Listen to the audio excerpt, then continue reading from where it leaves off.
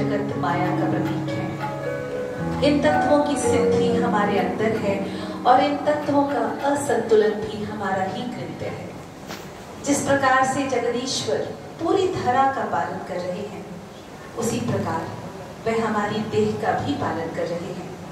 उनकी तन्मयता में तनिक सा भी भेदभाव नहीं है।